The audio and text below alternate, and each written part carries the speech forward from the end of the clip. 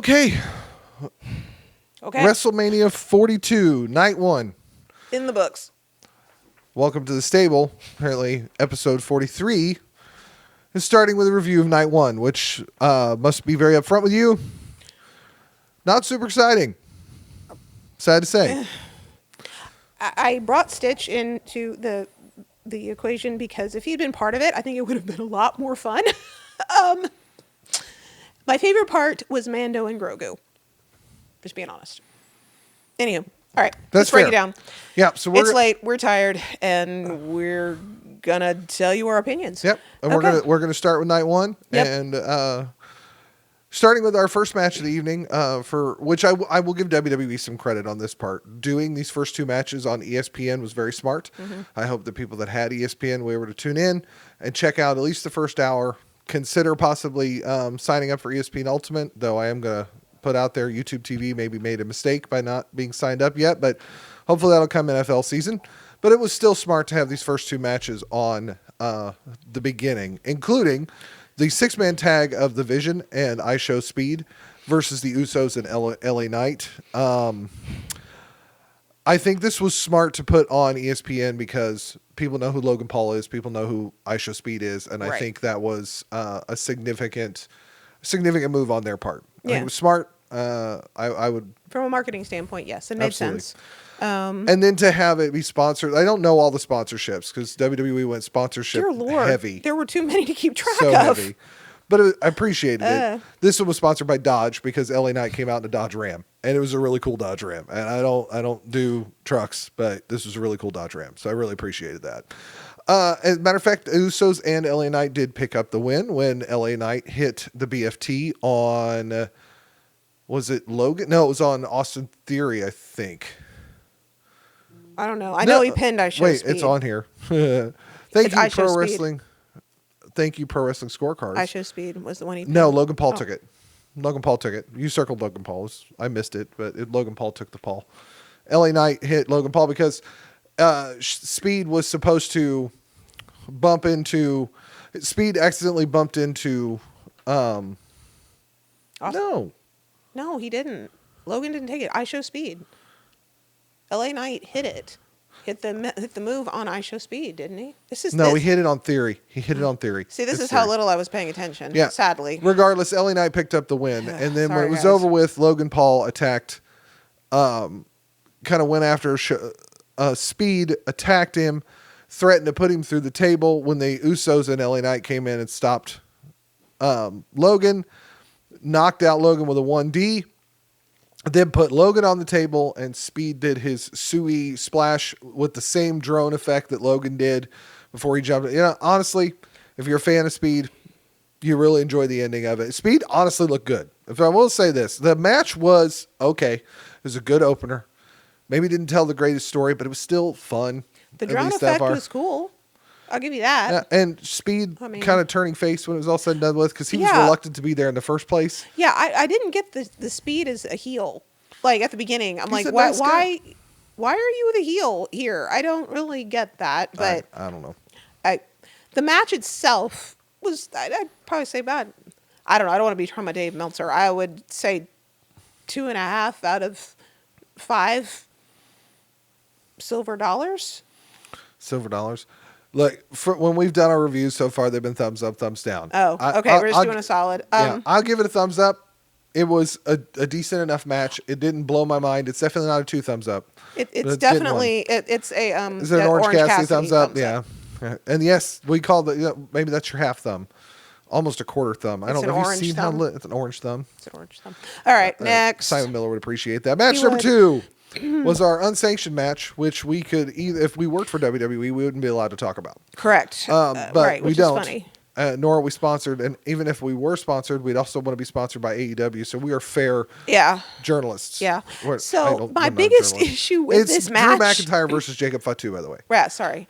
My biggest issue with this match is if you're gonna do unsanctioned and you're trying to get everybody freaked out by unsanctioned, and there's no blood. And they didn't really do anything that bad.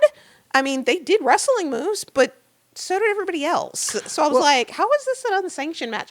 You use weapons. Well, people use weapons in other WWE matches all the time, and people pretend they don't. So I didn't really get the point. In AEW, blood and guts, unsanctioned, there will be blood. Those are lights out matches. Bad. They're meant for that purpose.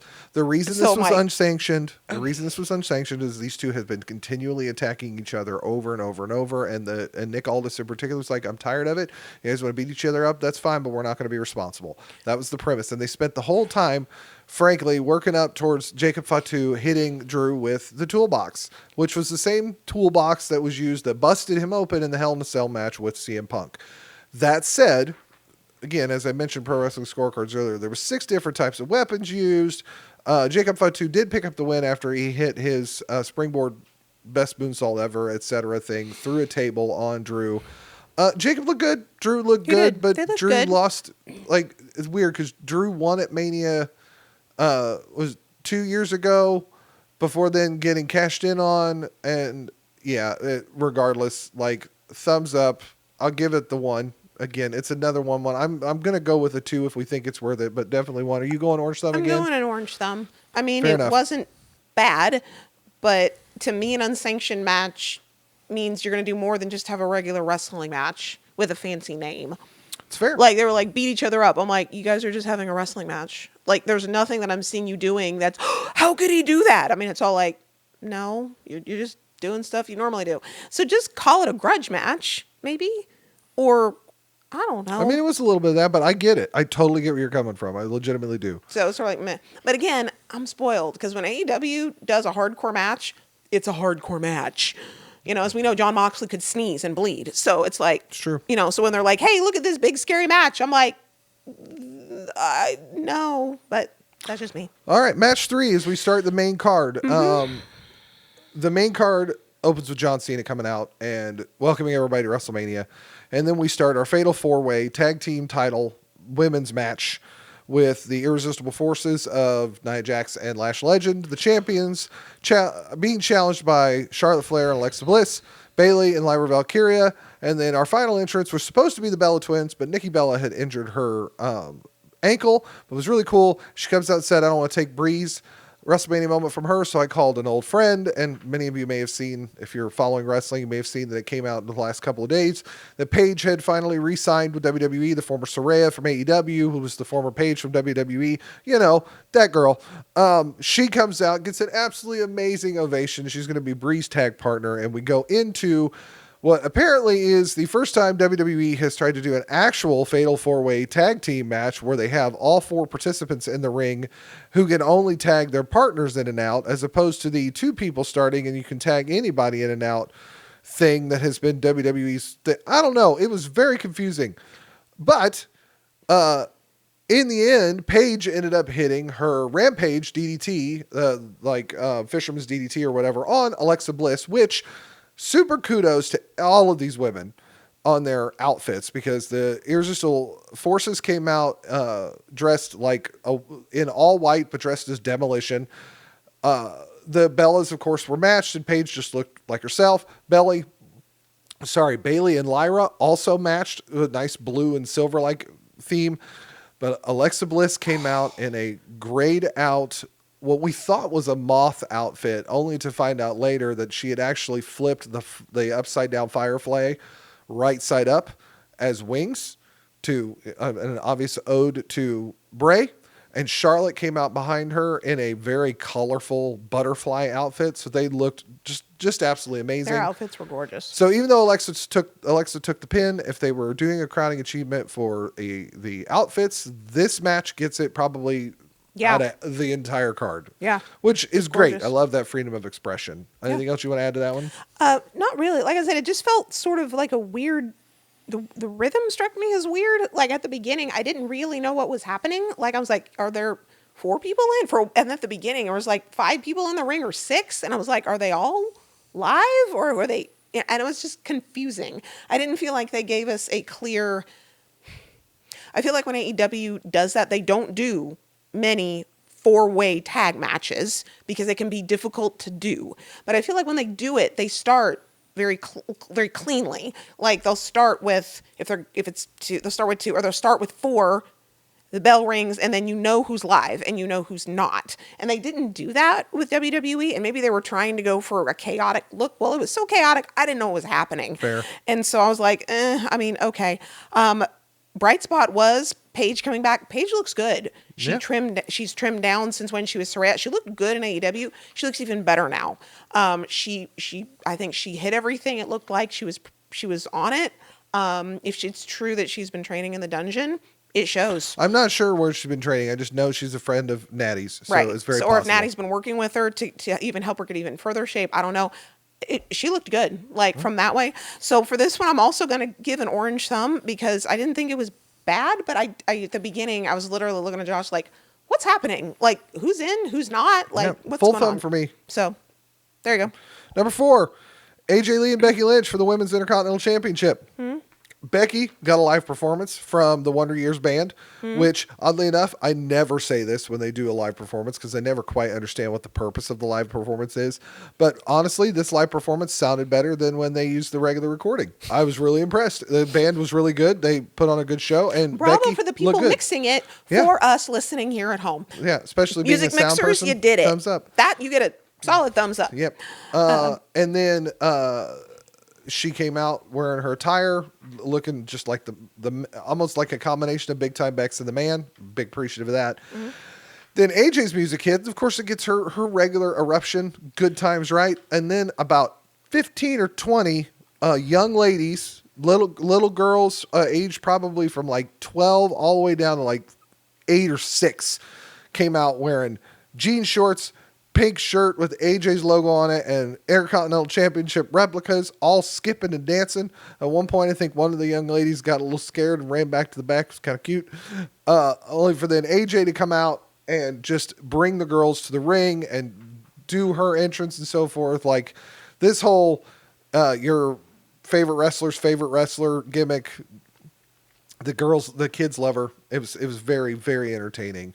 And that match actually ended with Becky Lynch getting the win after a ref bump that pulled Jessica, which she has an ongoing feud with Jessica Carr, who's the ref in this match, which makes sense because that's the story, whatever. Pulled Jess in between her and AJ when she was checking on AJ, or when she was dealing with herself or whatever. Becky grabbed and hit AJ's head on an exposed turnbuckle, and then hit another manhandle slam to pick up the win. Honestly, I wasn't surprised by Becky retaining here. I know there were some that was hoping that AJ would walk retaining. out. Becky winning, not retaining. Becky won it. Sorry, she got the belt back. Yeah. And she used, her nefarious means to do it. I enjoyed nearly everything about this match. I will enjoy this story more when Jessica Carr gets to put her hands on Becky Lynch, because that was almost more interesting than what was going on between Becky and AJ in the match. The build-up for Becky and AJ was pretty good, but in the match itself, it felt like they only got like 10 or 12 minutes, something like that. It just wasn't. Oddly enough, I'm almost to the point. I'm going to go thumbs up, but I almost did the orange thumbs up because it just wasn't. It wasn't as strong as I'd hoped. A lot of it before the match, like the entrances were good, but the match itself was not as strong as I'd hoped. It felt like it needed more time. It felt like the first half of a match. And then it's like, okay, now we're going to get going. Now we're really going to get rolling. And then all of a sudden it was like, okay, match is over and Becky won, is what it felt like. Sure. It felt like it, because I think the match went 7 or 8 minutes. And it felt like it should have been more like maybe 14. Because actually, yeah, okay, they didn't ask for a specific time, but they asked if we thought the match would be over 10 minutes. And I said yes. I was thinking maybe a 13 or 14 minute match. Is what I had in my mind, which would have been about double. So yeah, it felt too short for what they were trying to go for. Right. If we're talking about a belt match, it should have some oomph. You know what I mean? So that happened. A grudge match shouldn't have more time than a belt match. That happened in almost every title match. I think the women's tag got more time, but I think they had to because they had 8 human beings in it. We'll get to Liv and Stephanie here in a minute. So but theirs was 7 minutes long. Yeah. So I'm right. So it's gonna be an orange thumb for me. I'm not gonna give it a down because I don't think there's anything really bad in it. But it started off, cool and cute with AJ's entrance, and then it was just sort of, Lackluster, I guess, is kind of what the term I'll use. So it gets an orange thumb from me. So here comes my highlight of the night. yeah, Seth I agree. Rollins and Gunther. Yeah. I think they stole the Was show. absolutely fantastic. It was by far the which best isn't a match great of the night. comparison Like, because we're not really going. I mean, I'm not. there's not a lot of bright moments, but to me, This they one was stands the best. out. This one stands out. This was Gunther good. looks dominant. Seth looked great for coming back from an injury. Well, that was the thing is he did look dominant, but Seth, what they made it look like Seth was doing good. Absolutely. Like he was knocking He held Gunther off his game. He was, it seemed almost like he had Gunther confused in a couple of spots, like, whoa, what to do next with this guy, which is good. It was kind of cool. And it threw us like, oh, what is going on? Seth is really in this, he's in the zone. Like this is going really good. So yes, Gunther still looked dominant, but Seth didn't look like a squash match. Not at all. So I'm sorry, go ahead. No, it's okay. And what made me giggle about this is this scorecard had a how many number of chops, and the way the scorecards works is if you get within plus or minus 1, you get 3 points, and if you get it on the nose, you get 5 points.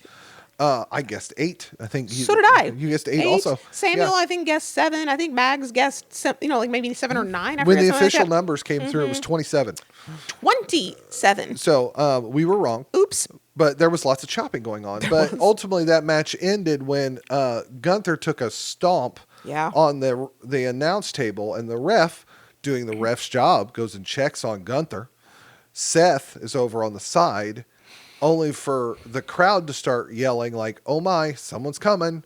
And Braun Breaker speared Seth Rollins into the barricade. Mm-hmm. And then which follows the Vision storyline, right? How Bronson's in the Vision and Seth and all that sort of stuff. Bronson is still hurt. I'm sorry. Braun is in the Vision. Yes. So is Bronson, but Bronson's hurt. Sorry. Braun is the one who ran in. Yeah. But it followed, some of the Vision storyline in there, which is good. I thought that was really good. And then continuing with that, so he throws Seth in. Mm-hmm. Gunther hits the sleeper. Mm-hmm. Seth tries to fight, pushes the arm down. Ultimately, best part, Seth looks at the camera and does the smile. He did the Cena smile. Just like Cena. Yeah. I think I'm going to keep calling it the Cena smile. But he didn't tap out. He passed out. Right. So, and then Gunther gets the win, which I think was a smart move. I am actually giving that match 2 thumbs up. You're getting both for me. You're going to get 1. You're going to get one solid, though. It's not an orange. I'm the heel, though. But remember, he's face. I'm heel. Everything else is given 1.5. This is a full 3. So yeah, I'm gonna give you. Tells you something. 1. Yeah, there you go. And then I think we got our Hall of Fame. After that. I think there was Hall of Fame after that. Yep, I agree. And we could be wrong on this order. It's late. We're gonna wrap these other 2 up because we got to go to bed and we got stuff in the morning. So our next match was our Women's World Championship. Stephanie Vaquer defending against the Royal Rumble winner Liv Morgan, and Stephanie Vaquer's entrance was very Stephanie Vaquer. It was very good. Lots of confetti. Appreciated that. Dark colors, dark music. Foreboding.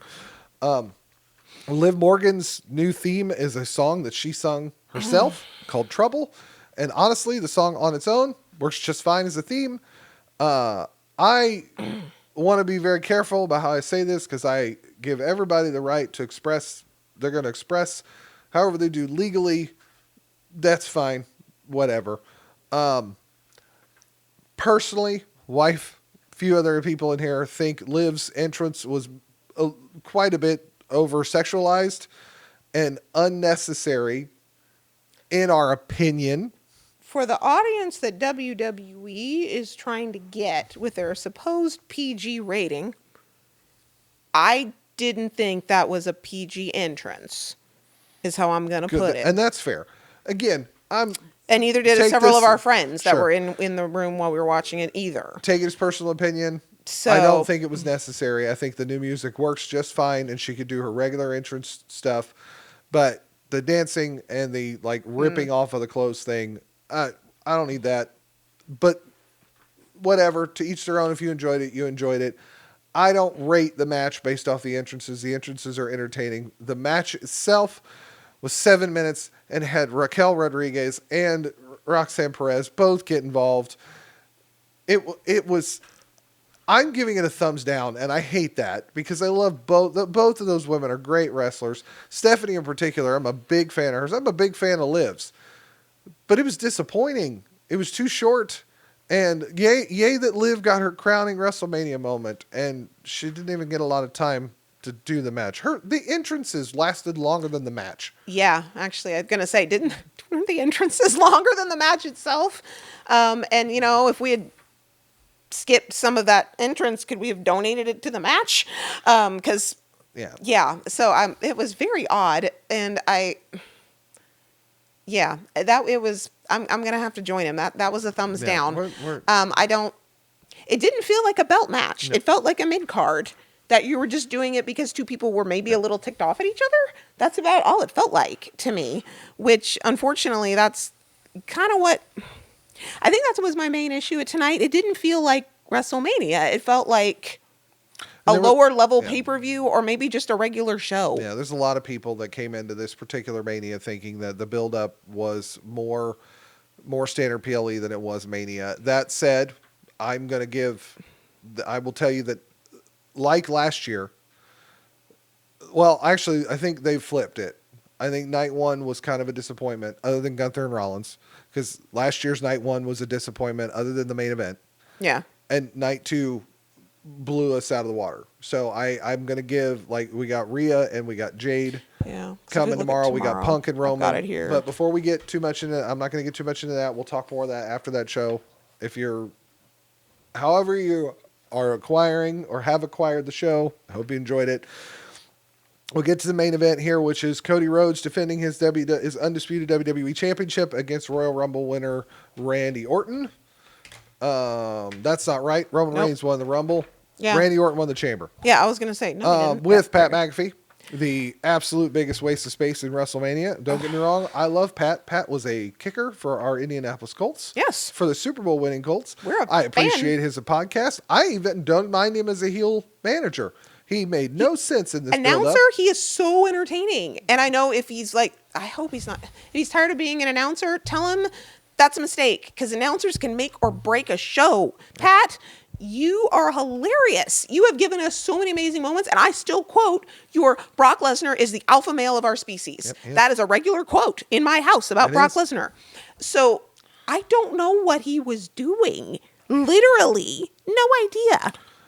We thought that maybe he was like a double agent. Yeah. Like maybe he was gonna smack Randy Orton in the head and help Cody win. He attacked Cody off the bat before the bell rang, and then there was shenanigans going on there, and then Pat got attacked from there, got a crossroads, got taken out, put on the table. Jelly Roll showed up, hit the cactus elbow on the table. They stretchered Pat out of there, and then we finally got the match going. And honestly, I was like, you know what?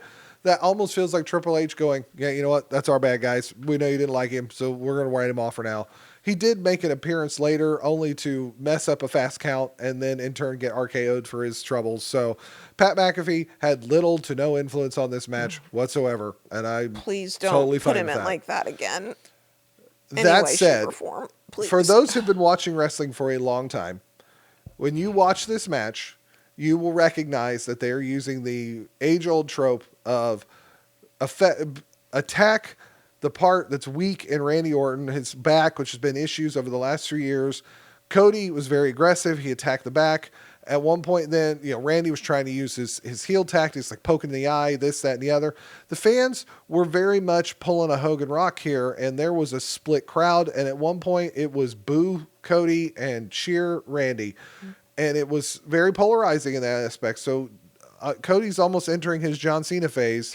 So however this turns out. But as we get towards the end of the match, and Randy actually caught Cody in he was coming off the top with the Cody cutter and caught him with the RKO. This is when Pat comes out to the ring. He's dressed in a referee outfit. He goes for the count.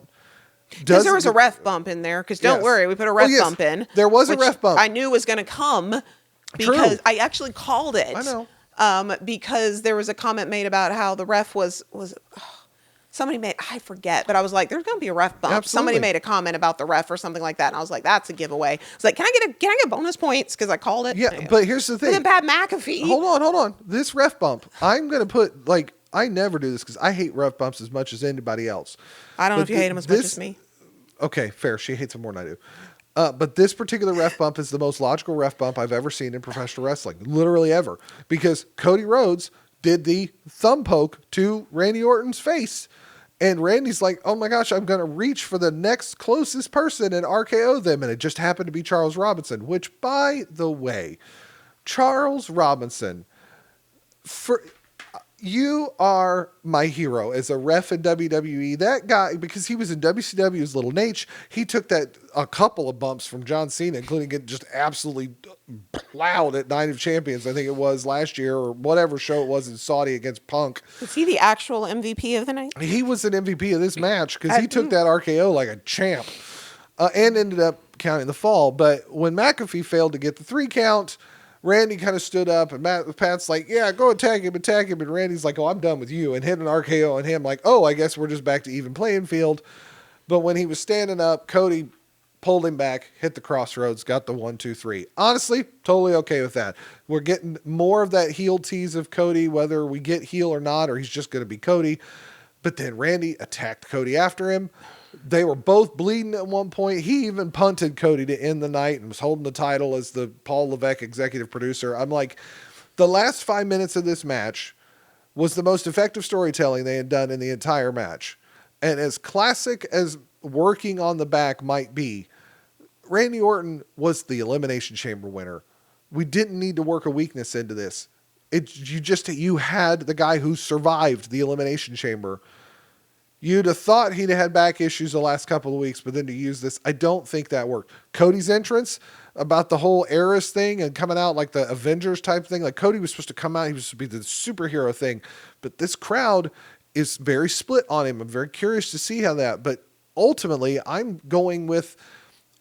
giving a thumbs up, but I think I'm going to go orange thumb on this because I'm happy with the result. Just not the execution. Yeah, I agree. I mean, I agree that Cody retaining makes sense.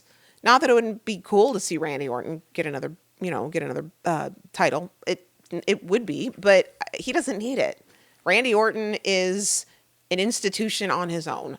Like, True. He doesn't need the help. Now, Cody doesn't need the help either. But right now, if you're riding the Cody is your ultimate babyface because you don't have John Cena anymore, then Cody retaining makes sense. But I agree, the beginning of it was so clunky. And I was trying to figure out if they were designing it that way, if it was supposed to feel slower. Because sometimes you have more technical matches. AEW has done them when they're very technical, mat-oriented. They're not high-flying and they're not speedy. But it felt very slow. Very slow. And at a certain point, I'm just sort of like, are you trying? I wasn't sure what they were going for because Orton was obviously the heel, but are you trying to make me feel sorry for Orton because his back is in such trouble? Is Orton supposed to look old and beat up at this point? Like, the fact that they kept going on about the back and I was like, I don't know if it was the way the announcers were saying it or the way that Orton was presenting it, but I was like, right now, you look like an old guy who got stuck in a match that you shouldn't be in, but you won the Elimination Chamber. Right. You're not that guy. Nope. Or are you? In which case, who are you? And then I'm looking at Cody going, okay, you're going after the back. That makes sense, but you're like, Cody's being very aggressive, but it didn't. I don't know. It felt like looking through a show with a lens that was unfocused. If that makes any sense. You're watching it. That's a very good analogy. That's very good. Thank you. You're watching it and you can see stuff like, okay, I can kind of see, but it didn't feel sharp. It didn't feel as honed as what it should be. And I think I can say that about the whole thing. Like, the whole thing felt like kind of blurry. Like, I'm not sure what you're going for, or maybe it was the execution that wasn't quite there. I'm not really sure. So for this one, I'm gonna give it an orange thumb because Cody went. The last 5 minutes saved the match. It absolutely did. Because if you had cut it off about 5 minutes before when they started getting more energy, I would have given them a thumbs down. But they started gaining energy, and at a certain point, they got the crowd back because the crowd was not there. Our friend Q was here, and Quentin was here, and he was like, where's the crowd? And I was like, they ain't there, or they're staring at this going, what? Not until about 10 minutes left in the match. Yeah, 5 to 10 minutes left. And the first 5 minutes when Jelly Roll basically murdered Pat McAfee. But that wasn't the match. The match hadn't even started yet at that point. You're absolutely right. The bell hadn't even rung. So that wasn't actually the match. Yeah, so the last 5 minutes was pretty good. Why we're attacking Cody Rhodes after? I'm like, you set a Backlash. That was easy. They're setting up the next pay-per-view. But I thought your back was killing you, old guy. Like, what are you doing? You want to do this again? Like, that didn't match. I'm like, okay. Now he realizes Pat McAfee was the distraction, and he needs to come at it as Randy. Right. Yeah. So we wasted a lot of our life with that, which we could have told him that. Yeah, right. I'm just saying. I could have told Ari Emanuel that, like, as soon as you did it. Like, dude, no. So many wrestling fans like, this is dumb. Don't pull a Hasbro here, dude, which you just pulled with Dungeons and Dragons. Check out our other podcast if you want to know what we mean by that. Exactly. Don't pull a Hasbro with Dungeons and Dragons. Don't be that guy. That's what you just did. Anywho, yeah, so I'm going to, I'm going to respectfully tell you that was stupid. Yeah. Don't do that again. All right, so you're giving I'm going to give it an orange thumb because the last 5 minutes saved it. Although, again, this is the part. You're like, it's going to go to Backlash. I don't care. No, I don't want to watch that again. You just wanted to know where they were going? That's like, where okay, you're going to fight again. I won't be watching that. Mm-hmm. So send me a postcard. We don't have our grading scale up. We'll do that for matches later. But I think out of a possible 2 thumbs up, what would you give the whole show? An orange thumb. That's fair. I'm going to give it 1 thumb. That's basically what I said for most of it, right? Yep. So that is, we're going to say, is a 1.5 thumbs out of 4 for this particular card. So that is WrestleMania 42 Night 1. Night 1. So make sure you check us out for our Night 2 review, probably on episode 44. And with that, as Don would say, we will check you later. Bye. Bye.